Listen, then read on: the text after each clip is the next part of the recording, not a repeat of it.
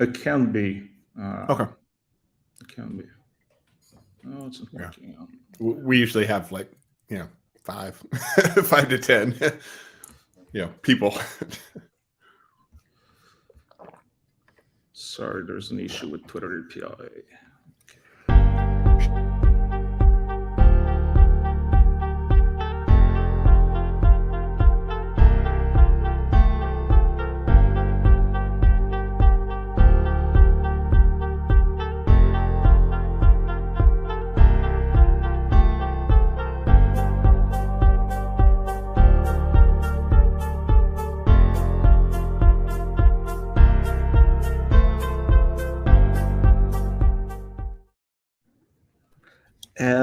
Hello, everybody. Welcome to Kubefirst Live.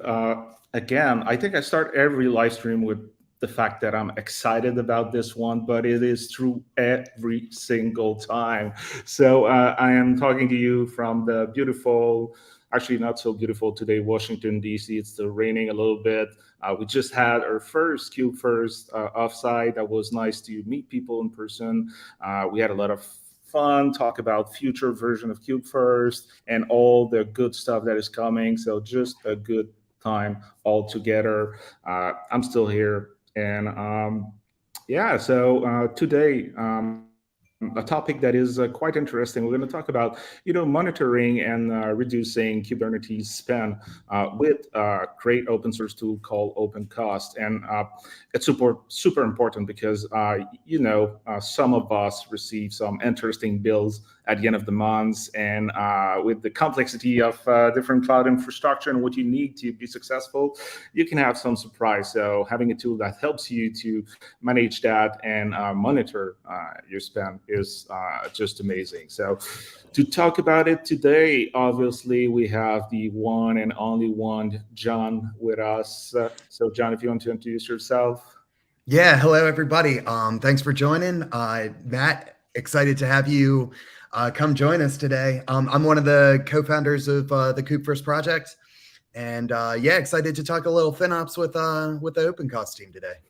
And to make the live stream even better than when it's just me and John, we have a special guest with us today. So Matt, thanks for joining us. If you want to introduce yourself to people that may not know you. Sure. Thanks for having me. My name's Matt Ray. I'm the community manager for OpenCost. I work at Kubefirst, the company that contributed the project originally to the CNCF. I'm calling to you from lovely Sydney, Australia, where it's also raining, but it's winter here, so it's a little colder. So, and I need to say, I think every guest joining the show, but Matt is going the extra mile because it's like 6 a.m. for him. So, talk about being dedicated to his product, like joining a live stream at 6 a.m. Thanks for doing that. That's what I get for living in Australia. It's my own choice. So awesome. So without further ado, let's jump right into the topic. And who's the best person to talk to you about OpenCost is obviously Matt. So Matt, the mic is to you. Tell us, what is OpenCost and why should we seriously think about OpenCost as a tool to help us be successful? Sure. So OpenCost is it's open source Kubernetes cloud cost monitoring. It's not always cloud. We'll talk about that a bit, but it's both a specification and an implementation. It's a specification because we'll get into that a bit, but some folks got together and decided, this is how we should think about OpenCost, or how we should think about Kubernetes costs, how things should be split up. Wrote all that down. We'll talk about that. But it's also the implementation of that. So it's a code. It's a project that you run inside your Kubernetes cluster with Prometheus. Provides metrics on how everything costs. And so I got some more slides about that. But it is also a cloud native computing foundation sandbox project. We are currently I've put in a proposal for incubation, which is the next level of CNCF projects, because we've had good traction with a lot of folks.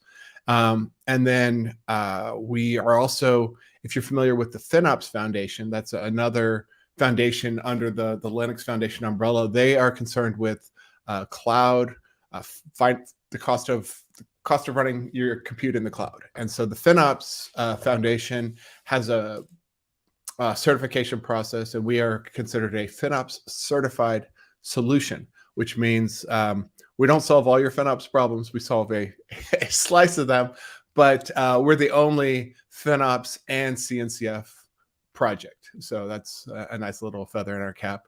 Got some websites there. OpenCost.io is our homepage. Everything happens on GitHub, of course. And there's our CNCF page if you ever want to see that. So yeah, the OpenCost specification, I've thrown in the link there, but we had about a dozen companies involved with kind of nailing down how we think about costs. And there were folks like Red Hat and AWS, as well as New Relic and Rancher and SUSE, and a couple other vendors, and they all worked together with KubeCost to open source a project that had already been open source. But when we contributed to CNCF, we really wanted to specify how these transient workloads are tracked. How do we decide who pays for what, and how you break those things up, and because there's a lot happening inside your Kubernetes cluster. At the top level, we think about total cluster costs. That's just the cost of everything that you want. Let's use like an AWS EKS example. Like you want to have an EKS cluster. Well, that's going to be some EC2 nodes. It's going to be a load balancer. Maybe you're going to need some storage. All those things are going to come together. So your total cluster costs, they've got some overhead. You do pay an AWS management fee. It's not much, but you are paying for the having Amazon manage your cluster for you. And then the assets are the things that you actually are using. So your EC2 nodes. And some resources in your cloud, you pay by usage. Network. Your network, you don't just say, I would like to buy a network, please. You pay by how much you consume. EC2 nodes, you don't say, well, today I'm going to use 30%. It doesn't matter. You pay for the whole node. So that's an allocation cost, whereas usage cost, it's on the meter. And so that's the cost of your cluster. And then within those resources, your EC2 nodes, they've got CPU, RAM, possibly a GPU, persistent volumes. You're paying for those, whether or not you're using the whole thing. And then load balancer. You're paying to have a load balancer allocated to you. And then, of course, the networking costs are based on usage. So that's in the top of your mind, like that's the cost of our Kubernetes assets. And then as we think about what's inside your Kubernetes cluster, there's a lot going on, and how do we split that up? Those things are piling up. Yes, they are definitely piling up, and in the Q&A we could dive into the nitty gritty if you like. But people are going to care about a lot of different things. Sure, you're going to care about that big AWS bill. Maybe it's not that big, but if as you're looking at your cluster, different organizations are going to care about what different ways to slice it. If you're kind of the ops guy, maybe all you really care about is the cost of the cluster. You don't really care what the applications that are running on it are doing, how they're split up. But maybe you've got particular patterns of usage that inside your application that you're like, well, we've been using stateful sets, but maybe we should be using something else. And so you can drill down into controller names, controller kinds. You can look at individual pods. You can look at labels. You can say, hey, I want to look at everything that's labeled with team A. And so you can kind of, break up your costs on any number of aggregations. And then, of course, you're probably going to want to break down further. I want to look at everything inside the production namespace assigned to team A. Well, of course, multi-aggregation is definitely a thing. And so looking back at, the total cost of our cluster, not everything is always running. sometimes you said, hey, I need, I'm going to be running Airflow, and it's got all these resources allocated to it, but you know what? A lot of the times it's just sitting there idle.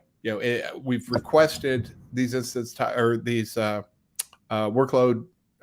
We have these workload requests in place for our pods, but a lot of times they're just idle. Well, you're still paying for that, but Kubernetes is going to overschedule some of those resources, and so you're going to have some idle involved, and so we're going to need to figure out how do we split up idle, and so we've got our whole cluster that we've allocated. We've assigned some slice of that to our workloads, and then we've got some left over, and that's considered our idle. Some folks might call it waste, but it's not always waste. You can kind of think of it as headroom, and so we're going to want to right size that a bit. And so our idle costs are just the asset resource. Some audio's picking up. Idle costs can be at the asset resource and at the workload level. So you can say, hey, I need these nodes, these EC2 instances to be allocated, and maybe they're not running full blast. Well, you can't assign that to a individual workload. You can't say, well, team A, you've got our Whiskers application running, but it's not consuming the whole node. Well, they didn't really ask for the whole node. That's up on the cluster maintainer. So that's at the asset resource level. But then at the workload, maybe they said, my Nginx app needs 5 gigabytes of RAM, and actually it didn't, but you asked for it, so we're going to allocate that to you. So you're thinking about idle at both levels. And so at its simplest, OpenCost is pretty much just an application that a service that talks to the Kubernetes API, figures out what's happening inside your cluster, talks to the on-demand pricing for your cloud provider. We also support on-prem, and figures out what the cost of the resources you're currently running are. That's an important distinction that I said on-demand, because currently OpenCost does not read your bill. It does not understand if you've got any sustained usage discounts, if you have any pre-negotiated discounts, or some of the clouds, the more you use, the cheaper it gets. We don't know about that. We see the price list from the cloud API. Azure is a little bit better on that. If you configure it, you can actually go and get your own API specific to your account, which will allow you to get some of the discounts pre-calculated. But we don't go into reconciliation, and it may be coming. Some of that stuff is getting open sourced by KubeCost, but reconciliation is the fact that your cloud bill isn't really true until 48 hours, 72 hours later. You might say, hey, I need to run this instance, and especially spot instances, I'm going to run it. It comes and goes, or I haven't had time for those discounts to kick in.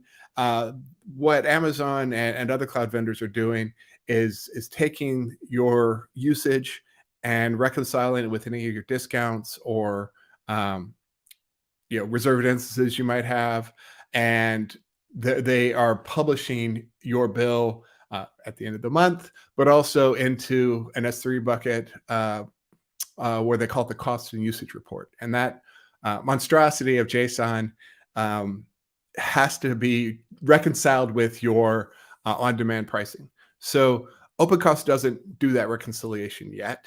It's a lot of work, as you can probably assume. I heard on interview with product manager for Amazon's billing that he's pretty confident that Amazon's billing is the largest non-governmental compute project on the planet, which he thinks it takes about 10% of AWS. Wow. Because they're doing literally billions, if not trillions of data points a second. Because everything you look at on AWS might have, every service might have 50 different billing functions, and everything that gets deployed inside of every account is generating numbers, and then discounts are applied, and so there's a lot happening in that bill. OpenCost is not on top of that bill. We're just looking at the on-demand pricing. For a lot of times, for a lot of users, that's fine. You don't. Maybe you're small like me. I don't have any sustained usage discounts. My bill eventually, comes out at the end of the month looking almost exactly the same as OpenCost. But that's a lot about billing data. Sorry to cut you. We have a question from Patrick Lab.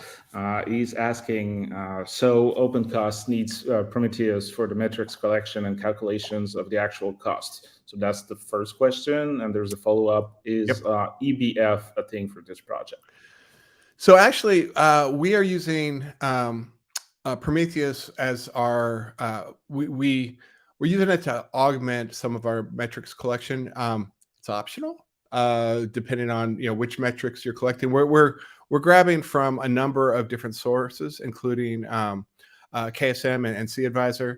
The node exporter is servicing a fraction of the actual metrics we're collecting from, like the compute nodes, the Kubernetes cluster. I think. I'm not exactly sure what node exporter is providing as far as metrics go. Maybe it's on the network layer, but it's not much, and you can run without that segment. What you have to have though is Prometheus for storage, or a Prometheus compatible database. So we're using Prometheus as our time series database. So we pull all these numbers from the Kubernetes API, the billing data, KSM, CAdvisor, run some calculations on them, and immediately write them into Prometheus or a Prometheus compatible database as our storage. And so OpenCost out of the box is going to use the default community Prometheus, which will give you, I think, 15 days of storage, and then most of the granularity on that data is, I think it's 5 minutes by default. So we're running those numbers every periodically. No fault of Prometheus's, but as you start to store a lot of data in there, or with a lot of nodes, it can get kind of pokey, a little slow. But that's just because you're probably using too much on it. Inside some of the larger OpenCost users, like Grafana Labs, for example, they use Mimir, which is another open source Prometheus compatible database. From the fine folks at Grafana Labs, they use Mimir. Kubefirst, the company that pays my salary, they use Thanos. Victoria Metrics is involved in the project. There are people using Cortex. So you can put different Prometheus compatible backends on it. It's definitely supported. And then, by default, OpenCost is, one cluster, one OpenCost, one Prometheus, and, you get that view. The folks like, Grafana Labs have thousands of clusters. And so they're kind of, altering the what is being written to Prometheus to include the cluster ID. And so, it all rolls up into, their big Mimir in the sky that, tags each cluster. And so they have some nice Grafana dashboards that show, per cluster, and they can, run the calculations they want cross cluster. Kubefirst does that in their commercial product, I'm sure. And Victoria Metrics, they've, got some stuff working with that too. So you can definitely support different backends, but as of today, Prometheus is the easiest, and we just say, Prometheus compatible. So that's the architecture. It's not super complicated. We have, I think that might be the next slide. Yeah. So a couple of different ways to install it. I'm sure we're going to talk about that with Kubefirst, but we use the default Prometheus Helm chart. It's got a couple of extra scrape configurations.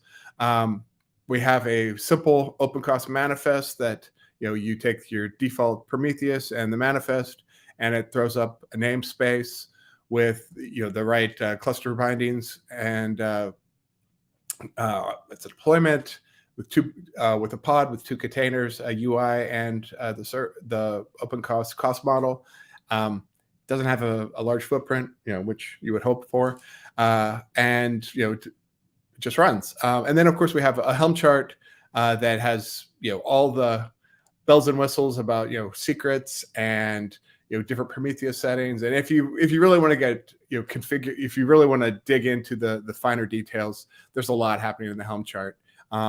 And that's all community driven and getting a lot of updates all the time. So that's kind of nice. So that's it's not super hard to deploy, which is great. And then once you have that data, how do you get it? Well, there's an API, of course. It's a very simple RESTful API. We have a web UI, which we'll poke at that a little bit. Also, pretty straightforward. A little bit of React and Node.js if you are into such things. We have a CLI, a plugin for kubectl that is kubectl cost that will give you nice ASCII graphs like what we see here. If you were so inclined, you can directly scrape Prometheus. Plug that into Grafana or your dashboard of choice. All that data is there for querying, and we've got a Backstage plugin that I've submitted a PR to the Backstage project to roll that up into. So if you're using Backstage, you can get views on that. It's the web UI updated for Backstage, of course. So all the data's there. You can do whatever you like with it. The UI looks kind of like that. We can have a live one if you like. That's it. It's one page. Because all OpenCost currently is watching is your allocations. Things associated with your Kubernetes cluster. And so we let you have a date range. It's configurable. You can say, give me the last month, or show me the between 2 p.m. and 4 p.m. on Tuesday of last week, whatever it is you need to drill down into. You can break it down by any of those primitives we saw before, whether it's cluster, node, container, pod, what have you. I found out last week the container had been left out of the dropdown, so it's in the next release. Stay tuned, but it is in the Backstage plugin. And then resolution is, do you want to see it all rolled up, or by the week, the day breakdown, and of course the little CSV download if you want those things. So what's coming? What's happening with the project? As I mentioned before, we have submitted a proposal for CNCF incubation. That takes a while. I think I saw another project closed in 8 months. So we're 6 weeks in. We got our TOC sponsor yesterday. So that's great news. We have a project called External Asset Costs. This is a working group of some of the folks at Grafana Labs and others are working on a new specification and a reference implementation and example code for how to bring the cost of something not included in your cluster into OpenCost. So this might be, hey, I'm using some S3 buckets with my application, or Datadog is charging us for monitoring. I want to split that up per namespace. So it's bringing external costs into the project and then allowing you to split them up as you need. And so we're working on that right now. Grafana has said, they're going to open source their object storage implementation, which is going to be the reference. So S3 buckets, Azure Blob Store, and Google object storage. That will be the reference example. And so hopefully, we'll have that as an example soon. And then whatever you want to bring into OpenCost, sky's the limit. Will be an option for our external assets. And so, monitoring the cost of your SREs, other SaaSes, whatever it is you'd like to see, we're going to try to incorporate that into the model. So that's happening. And then meanwhile, over in the FinOps project, they have a new FinOps OpenCost and usage specification, Focus. Focus is their attempt to bring standardization to cloud billing. So if you look at AWS versus Azure, this is not apples to apples when you're looking at your bill. They're going to call things different. They're going to call, they have different names for things. They have different ways of slicing up the pie. Focus is trying to say, like, can't we just agree to call it, object storage, and everyone bill object storage the same way? Well, it turns out that Amazon has 5 tiers of object storage for how much you pay, and so all those things have to get normalized. So at the end of the day, you can say, well, Blob Store costs this much and AWS costs that much, so we would save this much money if we switch to Cloud Food. That's the goal. Right. And so next week is the FinOps X conference.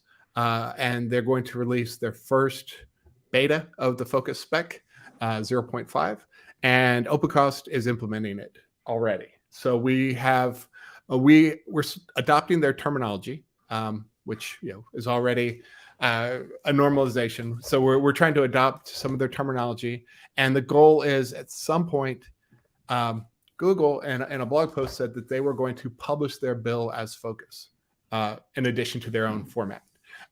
So the goal is someday you'll just consume Focus and you won't care which cloud provider you're getting it from. Today, what we'll end up with is, we're going to consume AWS, GCP, Azure, and then OpenCost is going to internally translate them to Focus before processing. That's the goal. So we'll see how that goes. But we're excited about this new standard. That's promising, and congratulations to people who found the name. I think the acronym is pretty good. Oh, I'm sure they had I'm sure they had well, they did have other names. I think it was like an open billing standard, but they worked hard to get their acronym. Good job. Yeah, so we'll be talking more about Focus at FinOps X next week, hopefully. And OpenCost wants to be right in the middle of all that. Backstage integration. The PR has been submitted. I'd like to see how people, if there's more that you want in Backstage other than just the OpenCost UI. I could see people wanting read-only dashboards or things like that. Definitely open to suggestions on that front. But there's a PR for that. KubeCon North America CFP was last week. And the conference isn't for a few more months, but I did submit a talk about carbon footprint monitoring with some of the folks at Azure. They have a new early access beta for putting carbon footprints in your bills.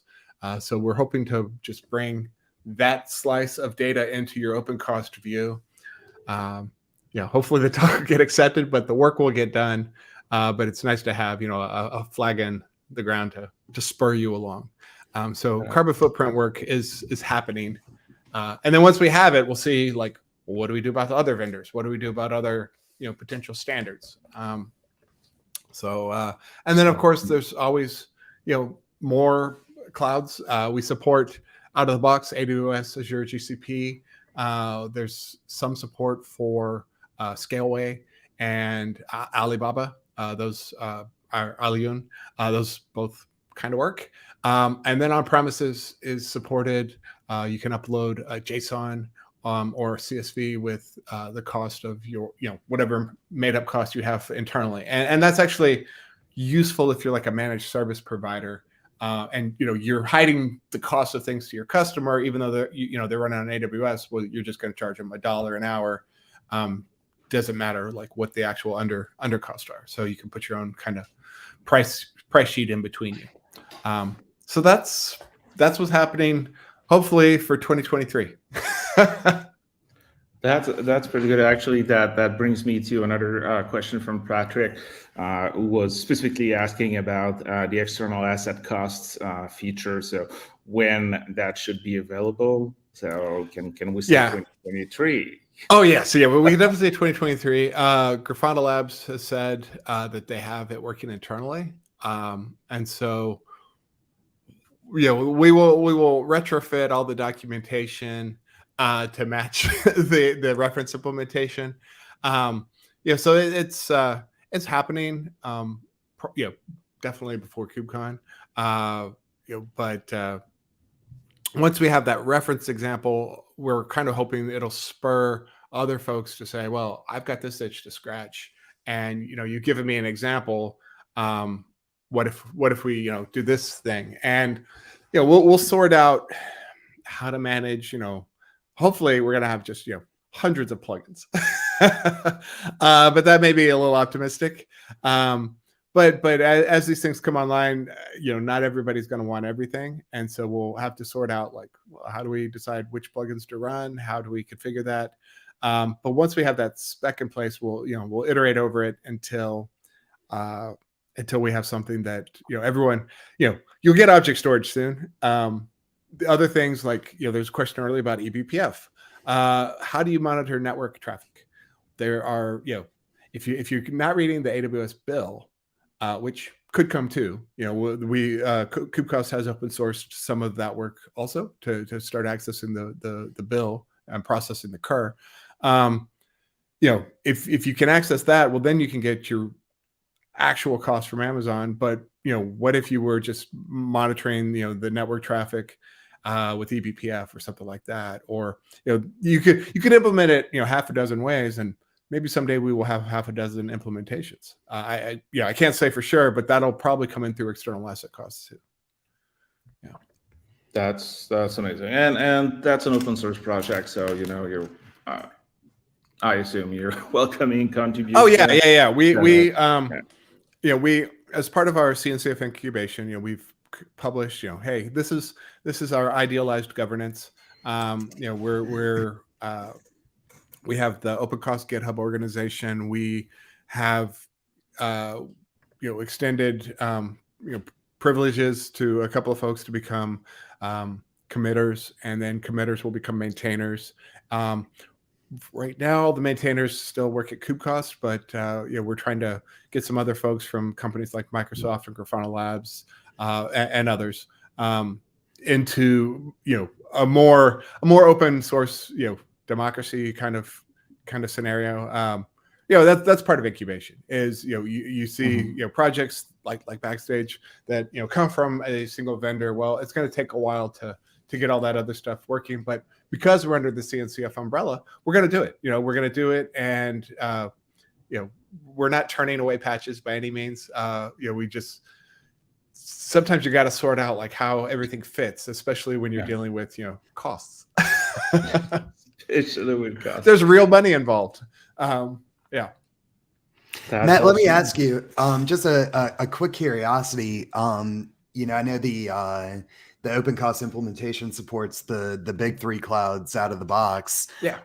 For the Kubefirst platform supports a couple of those clouds, and also a lot of these newer kind of cloud native clouds like Sivo and Vultr, and and I was just kind of curious the level of effort involved in expanding the clouds in an OpenCost ecosystem. Like, for example, if we wanted, if our user community really wanted this feature set on the Sivo cloud, how much work is involved in taking sort of the patterns that you have for AWS and GCP and applying it to a new cloud with a different API or whatever? It's fairly straightforward. What some shops do is they just throw up a custom data sheet, a custom price sheet, and call it a day. Because then you're gonna be like, well, Oracle costs this much, and that way I don't have to think about it ever again. That doesn't really solve the problem, but in a pinch, you can do that with any cloud. There are a number of so OpenCost is written in Go. There's a package clouds directory, and underneath that are five or six different cloud providers. We have a documentation for hey, call the API, match this interface, and that should be good. And so it's not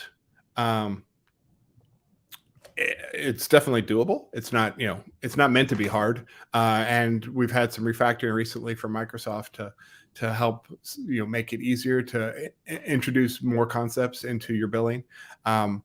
And so if you have a cloud provider that you'd like to work, hit me up. I'm happy to help you out. We should see some more stuff from IBM soon and from Oracle. They both said that they're looking to add more support.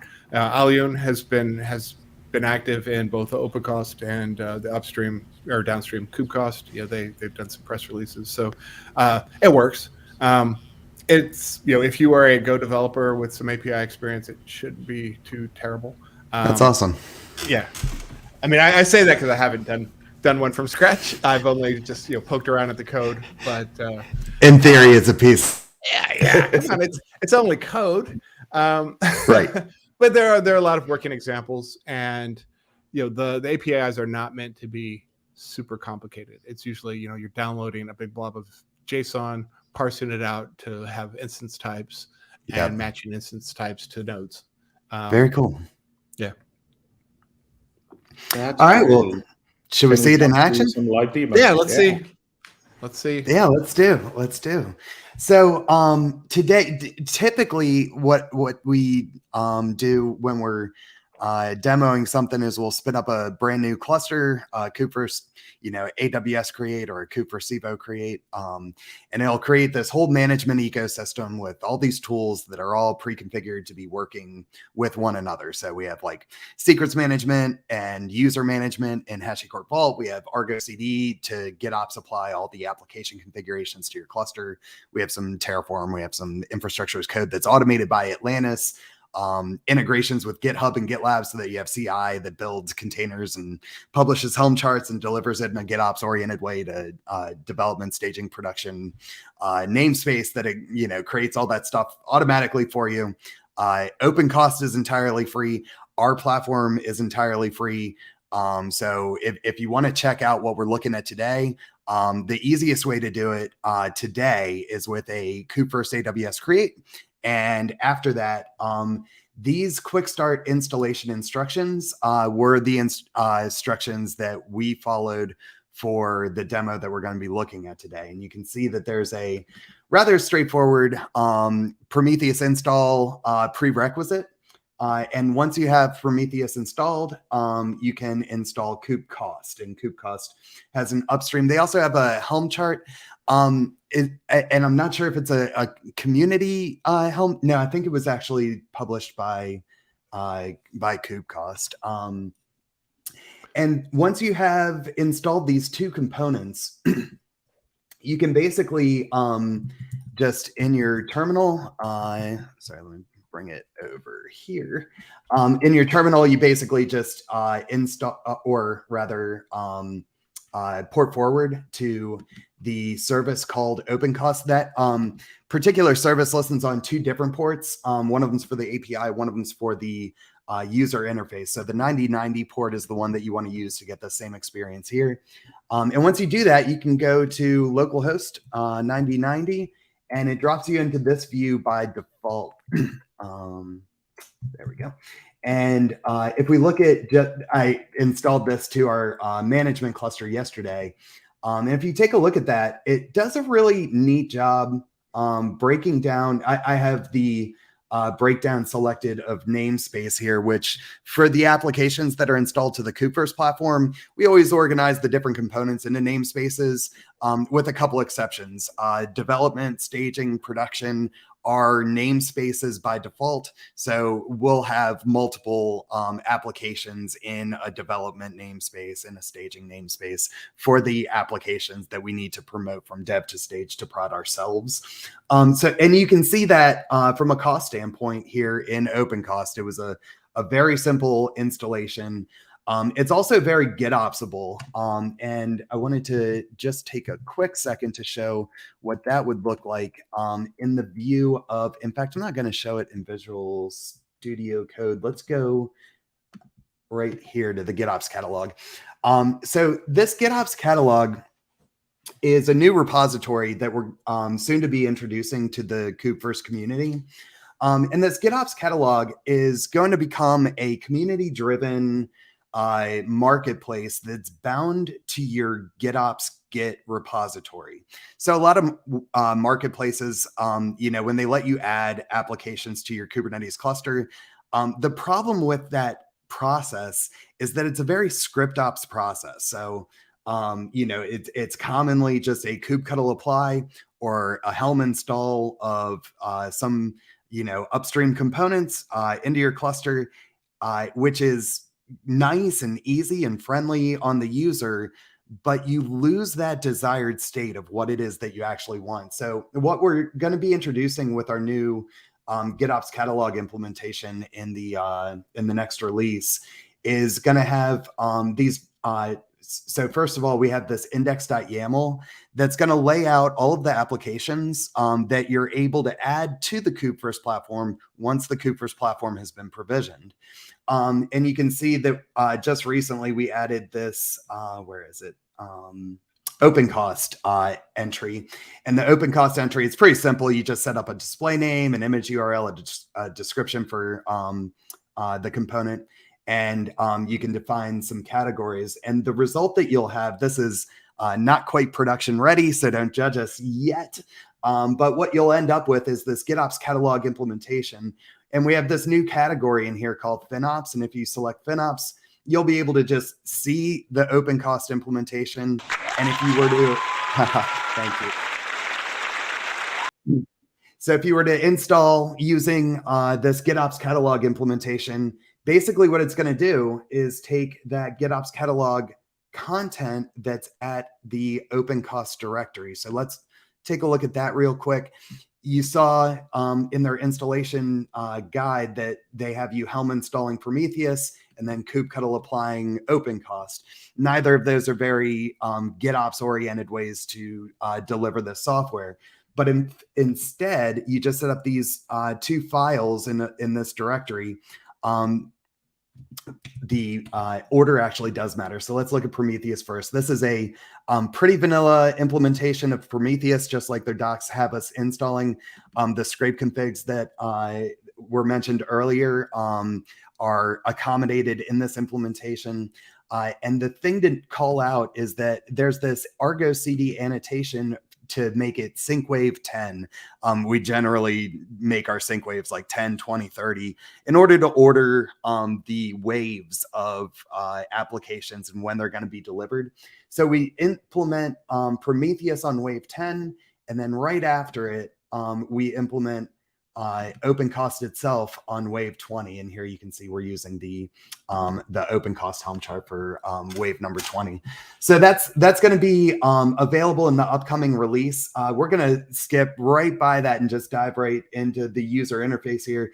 And I had a couple of questions for how these calculations are happening. So the first thing that I thought I was going to have to do, like I saw the install guide and it was just like, well, kubectl apply some stuff to your cluster and it's just going to understand how much stuff costs. In my head, I was thinking that it was going to need some IAM access to the cloud in order to make those computations, but it didn't need that at all. No, and that kind of caught me off guard. I wasn't prepared for it to be able to show me those different calculations.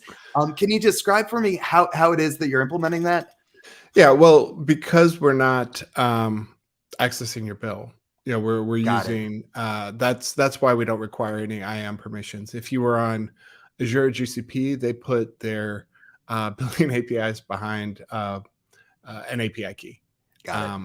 And with Azure, you can get a custom billing API specific to your account, which is nice, but it does require a little more IAM like configuration on Azure. But yeah, we don't require any IAM permissions because we're just using the public pricing, and then everything else we're getting from Kubernetes. So we know the instance type, M4 XL, Octane, whatever, whatever codename it has, and then that's going to just map into the billing API data. So that's where we're going to get the raw number, and then inside the cost model, we're going to go and take the total cost of the node, and then what's running on that node according to Kubernetes at any given point in time. We're going to split that node into, it's got these containers is what we want to get to. We want to drill everything down to the container level, because once you get to that, you can say, well, this container, this OpenCost cost model container asked for this much RAM. It had a request for this much RAM and this much CPU. Well, that's allocated to it. We'll start with, hey, that's allocated to you, and then split up that node into all the containers, and then whatever's left becomes our idle. Right. So if you were to change your breakdown over there to node, right? So here we can see you've got a beefy 6-node cluster, and you see efficiency.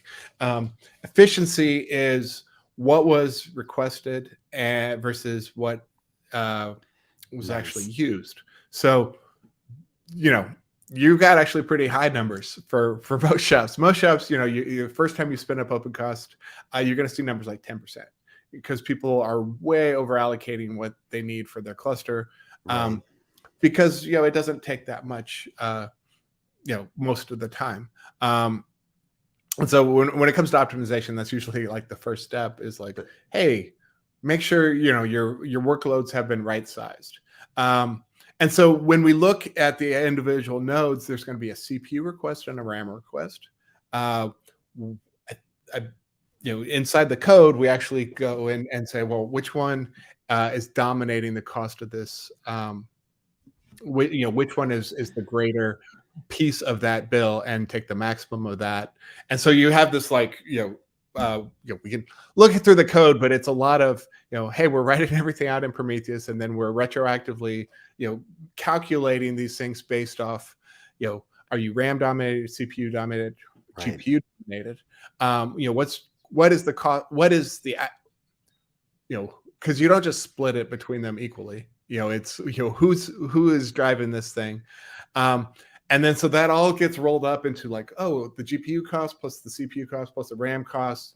And then that's where you get these numbers from, and storage too, persistent volumes, because we're looking at nodes. And then, that is how, the total cost should match, what's on your actual bill. It's never going to be, never. It's very rarely exactly perfect. Yeah, right. Because the people show up at the channel like, it's off by 4 cents. I'm like, hey, consider yourself lucky. Because exactly. First off, this is on-demand pricing. And we sync with the billing data hourly. So if you're using spot instances, that produces on AWS at least a different data feed that you'll need to make sure that does require some IAM permissions, a different data feed in an S3 bucket to get that spot pricing, because there's the list pricing, then there's the actual pricing, and then there's the stuff that showed up on your bill. Right. And so OpenCost will get that feed of spot pricing. And so you may have a little bit of variation, but looking at this, we maybe not in the node view, but if we went back to the namespace view, what's costing you the most. It might not be penny accurate, but at least you can go to your teams internally and say, hey, look, we're dominated by this service, or we're using a whole lot of this team.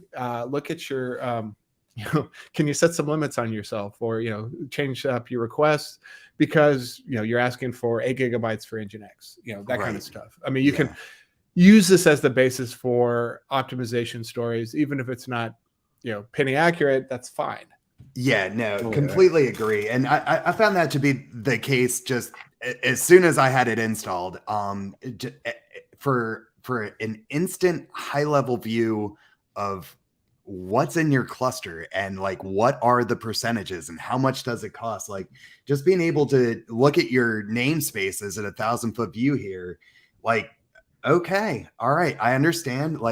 The majority, the lion's share goes to the development environment, and that makes sense because of the number of instances that we have in that development namespace. The Kube system ecosystem is pretty much off limits. That's going to come with Kubernetes. And then, everything else is, there wasn't anything that was just like an anomalous outlier, some huge section that was just like, this application that, you don't, on a day-to-day, you don't pay very close attention to the operational costs on a per namespace basis of like, of the stuff that's in your cluster. And even if you were to stop and really think for 20 minutes, 30 minutes about like all the stuff that's in your cluster, how much stuff is going on in there, it's still going to be just like you're holding your finger to the wind and you're wildly incorrect. So having something like this to serve as that like immediate guide to find those outliers, to find where the big spheres are, give yourself that gut check against what you think is spending, the majority of your resources in your cluster, and to be able to evaluate your gut instincts against a pie graph like this that shows the breakdown, was immediately really valuable to me. I thought it was super awesome. I was like, let's get these guys on our live stream. It's a cool tool. Quick question from Patrick. Like, are we able to watch the cost for multi-cluster setup from a single dashboard? Is it possible? Good question. Is that available on OpenCost? I only have a single cluster instrumented with OpenCost right now. Is there any ability to sort of understand at a larger view all of your different clusters? Yes, but it's not out of the box yet. So it's definitely available in KubeCost. My employer. But I mentioned Grafana Labs, using Mimir. They're not using this UI; they're using Grafana. So they're rolling up the data of thousands of clusters into a single dashboard. It's not supported today. There hasn't really been much effort. Most of the time, people aren't looking at taking this UI and doing that. They're rolling that data into another tool or another database so they can run more complex queries there. But if that's an itch you want to scratch, it is open source. I'm hoping to get Victoria Metrics or Grafana to document multi-cluster rollup. And once we have that, well, we can decide, is this the UI we want to take, or do we want to do something else? KubeCost could open source more. There's a nice you might not tell from my youthful appearance, but I've been in open source a long time. And there's a tension, between, hey, how does the commercial company make money? And so, OpenCost, KubeCost have actually a really good relationship, because OpenCost wants to just be monitoring. We want to get all those numbers accurately from wherever they may come, and then roll them up so you can do whatever you want to do with them. I like to tell people that our goal is to be the Prometheus of cloud costs. That's all we want to do. Yep. And Prometheus doesn't come in and tell you, oh, you're doing your infrastructure wrong. Right. It doesn't have opinions. And so OpenCost multi-view dashboards, that falls in monitoring. Optimization, probably not. Right. And so KubeCost, that's their business. Their business is optimization, recommendations, resizing, governance, reporting, all that enterprise fun stuff. And so, OpenCost will, we want to just be like the standard for monitoring. I think viewing dashboards, nobody's going to ever say no to that. If you show up and you're like, can you resize my cluster for me? I'm like, probably not, but right. Will we work with Kata? Sure. Will we work with other autoscalers? Yeah, we'll give them the numbers they need to make those decisions. So that's, we have a really nice, clean lines about what we're doing. Very cool. Yeah. Very cool. Yeah. No, the folks over at KubeCost are really, really easy to work with. Webb and AJ actually visited with us briefly at my first ever Kubernetes project way back when. They had a Hacker News announcement about their brand new KubeCost project, and I was so new to Kubernetes that I was half interested in their product and half interested in just talking to anyone else that understood how Kubernetes worked. Like that's how far back we're going. So, but you know, they kind of took our big data company and ran us through their process to find a whole bunch of cost savings that we could have, you know, reducing various signatures with the way we were doing load balancing at the time instead of ingressing, and a handful of details like that we were just like too new to Kubernetes to really know to keep our guard up against certain aspects. And they did a really great job kind of describing the way the world works in a way that was easy to grok as a new Kubernetes engineer. So definitely can't, you know, sing the company's praises enough. They did a really great job with us back then. And from the look of things, everything has only gone up and to the right from there. So really great job. So we're hiring. The whole company. Yeah. That's fantastic. So, Fred, that was really what I wanted to show about the OpenCost implementation. If you want to bring us home, this is it's showtime, baby. That is. So awesome. Thanks a lot, Matt, for all that information, for showcasing us the product. I think it's super interesting and it's useful for people. And I'm pretty confident to say that, like, if you think you don't need to use OpenCost, you probably need to use OpenCost. So like try it. It's free. It's open source. Great stuff ahead.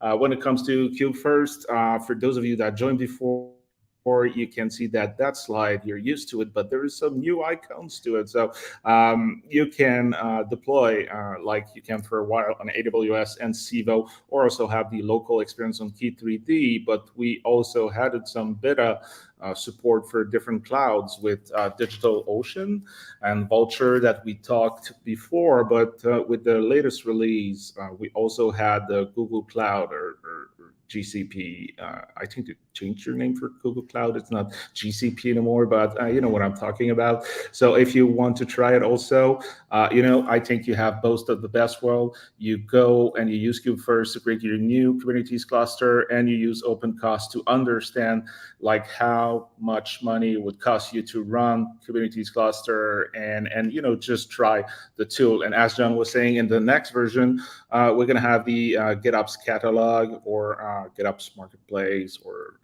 whatever you call it, probably GitOps catalog.